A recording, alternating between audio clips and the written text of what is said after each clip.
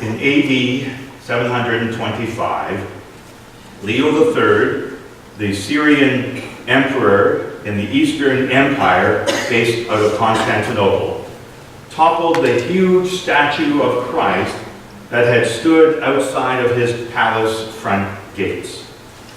What Leo wanted to do, what he was trying to make the point of, was that he was living his life independent from the church. He didn't need the authority or inspiration or anything from the church. A word was created as a result of Leo III. And you're going to hear me say it a lot this morning. Iconoclast. Iconoclast, which means literally the destroyer of an icon. So he toppled the icon, the image of Christ, outside of his palace. Perhaps a more contemporary image of iconoclasm would be the Iraqi citizens toppling the huge statue of Saddam Hussein in Baghdad after the arrival of the American troops a number of years ago. That was an act of iconoclasm. And even more recently, there have been the images of the radical Islamic groups that have been destroying ancient artifacts and monuments in the Middle East. Iconoclasm at its worst, destroying ancient history. But things that we target most often to get torn down now tend to be rather different. And there's a book out, published in 2008, that suggests that this word iconoclast is now to be best used to describe, quote, a person who does something that others say can't be done, end quote. Have you ever been told that? No, you can't do that. It can't be done. Can't be done. In his little book called Iconoclast, Gregory Burns contends that in order for someone to be successful, a successful iconoclast, in order for somebody to be able to do things that other people tell you you can't do, can't be done, then you must embrace three unusual qualities. First, the iconoclast has to take a different perspective from everybody else. They have to try to decide and see things, see life differently. Be willing to reframe all the issues around us with different eyes. And secondly, an iconoclast must successfully squash the natural fear response, which is, in other words, we have to replace the fight or flight response with instead saying and living by, well, let's see what's going to happen when I do this mentality. And thirdly, a successful iconoclast, because remember, our culture only remembers and celebrates the successful. The successful iconoclast must be focused on, have a focused sense of social intelligence. In other words, despite looking at life so radically different from most other people, they still must be able to network with others. They must be able to communicate effectively their new perspective, their way of looking at everything about life, to be able to communicate their insights to others. And so Burns, the author, cherry-picks some of the great names from history to try to find examples of individuals who demonstrate these iconoclastic qualities. He comes up with some that you might know and some that you might not know.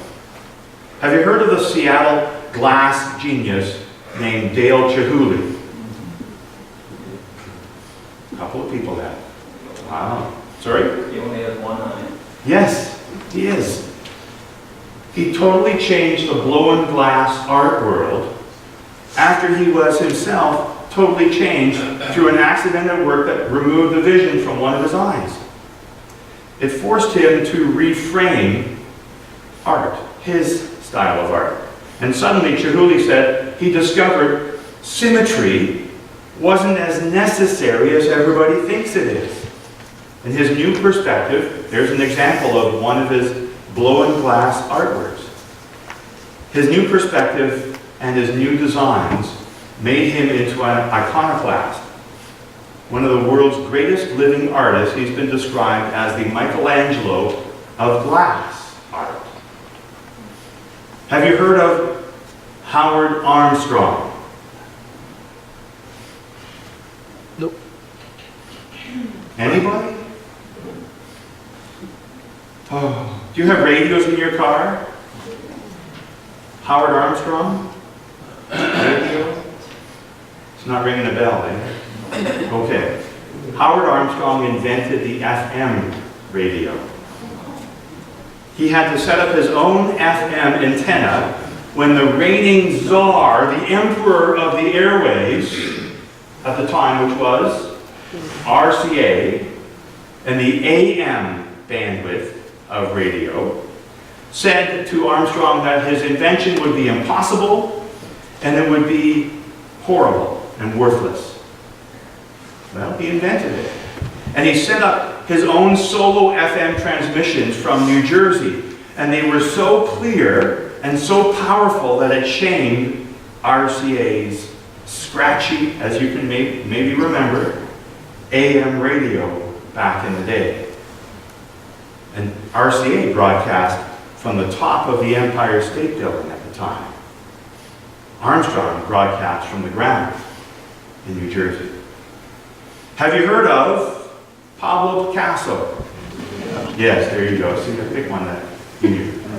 His iconoclastic vision of art turned the world upside down, sideways, and gave it 3 eyes. This is only one example of Picasso's artwork.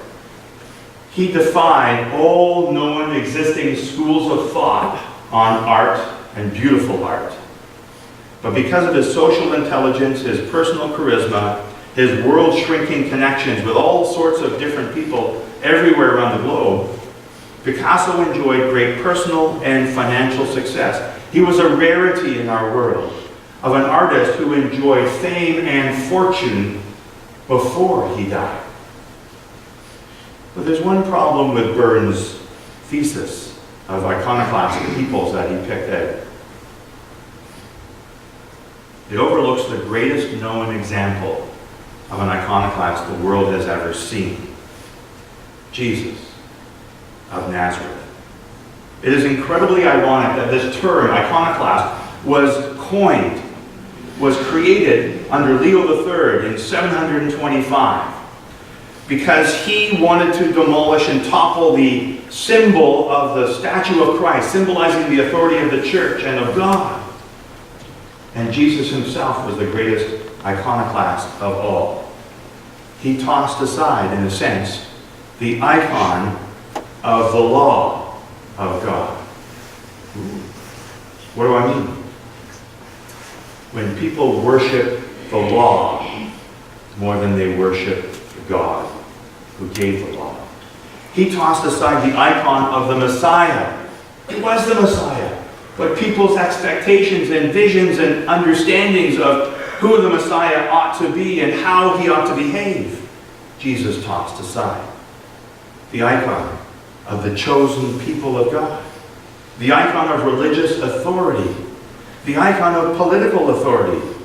The icons of strength. The icon of superiority. The icon of success.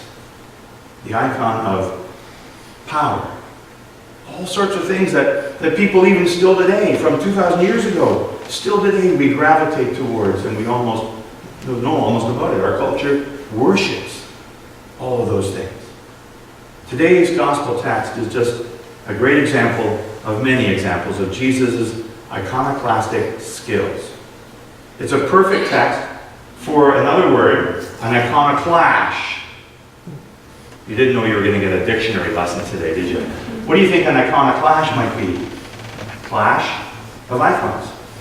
Two groups of people, the Pharisees and the Herodians, who worshiped other things, and they clashed together with Jesus. But they joined forces against Jesus. In Matthew 22, the Pharisees, the group of the Jewish religious leaders of the day, who worshipped and celebrated the law of God and all of its commandments and all of those interpretations of those commandments.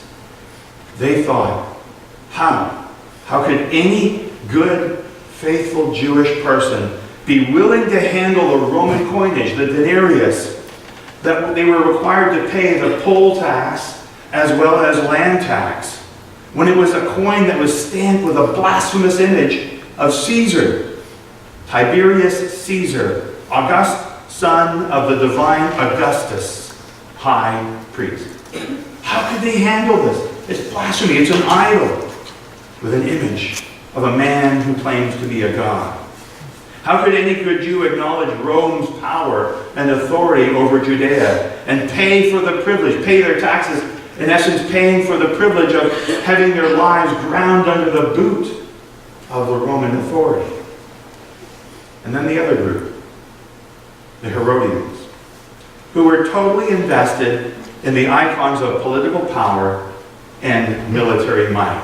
And the Herodians thought, how could anybody's ethical sensibilities be possibly offended by paying homage to Rome and paying taxes? It's just taxes, after all. Do you guys like paying taxes? So with much cocky assurance, these Pharisees and Herodians approached Jesus and asked him, is it lawful to pay taxes to the emperor or not? There's a lineup of people going to CRA, sorry. Not the CRC, that's the church. Jesus had no investment in either the icon of religious righteousness or the icon of political power. Both icons were simply ploys for power and authority over other people's lives. Neither icons were concerned with a vital relationship, a living, loving relationship with God. So Jesus dismisses the choices that they presented him with. Forget A, forget B. Instead, fearlessly, Jesus offered option C. C for clear the deck and claim a new perspective. Get a relational revelation from him, the Son of God. The question about paying taxes to Caesar was, on the one level, it was a trap. But on the other level, it's a real question. It was about paying taxes to Caesar, to the authority, the authorized government in charge of that. The Herodians and the Pharisees. Two groups of religious leaders of the day who were diametrically opposed to each other. And yet they teamed up together to try to track Jesus. And did you notice? They left the temple, good thing because they couldn't handle Roman money inside the temple with that graven image of Tiberius on it. And they take a coin with his image and try to use it to trap Jesus. Well, if Jesus had said, yeah, of course, it's all right, it's good to pay taxes to the Roman Empire, so you better do it, then he would have been accused by the Pharisees of being against the authority of God. And they would have come down hard on him. But if Jesus had said, no, we don't pay taxes to the Roman, they're cruel. How can we possibly support them? So no taxes to Rome at all. Then the Herodians would have been up in arms, claiming that Jesus was seditious against the Roman Empire and the Roman authority, and they would have brought down the Roman authority upon the head of Jesus.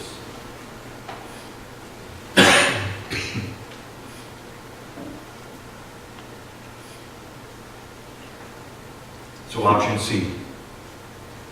Jesus says, give me a coin. Whose image is on this coin? And they say, Caesar's. So, whose money is it? Rome's. So, give it back to Rome.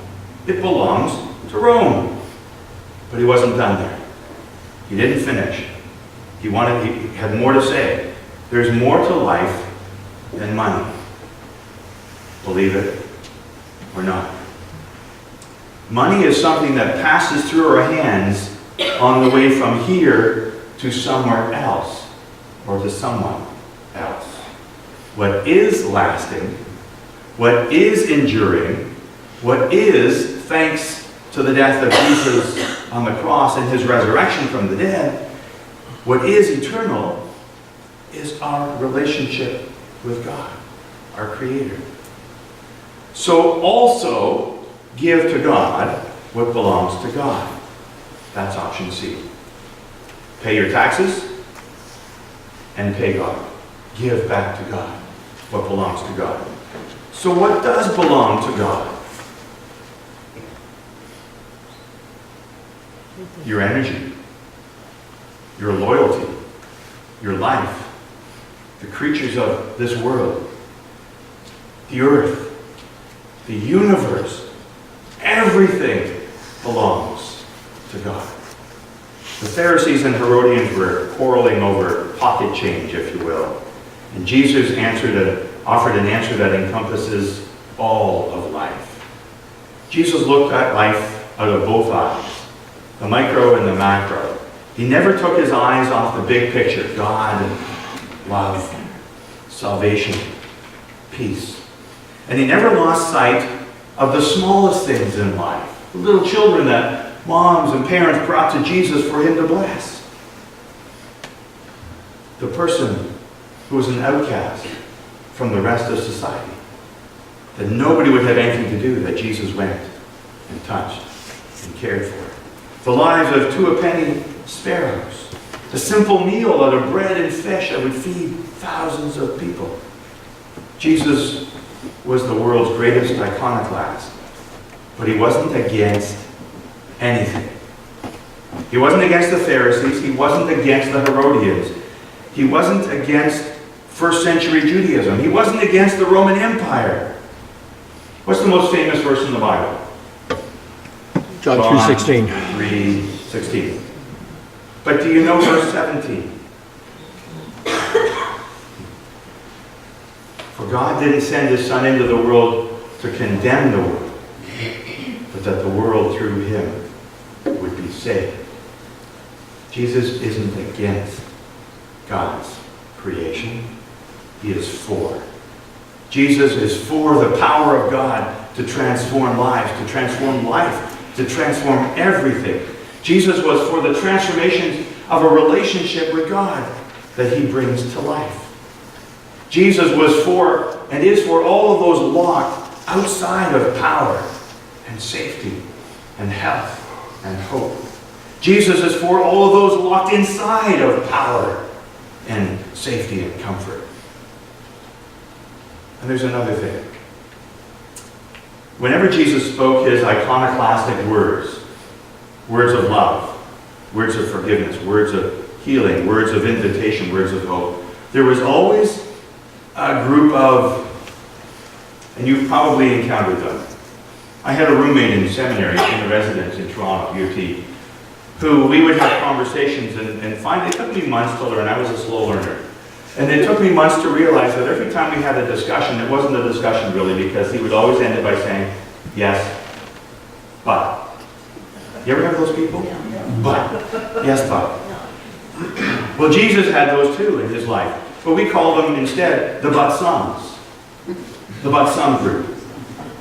But some went away disbelieving. But some went away grumbling.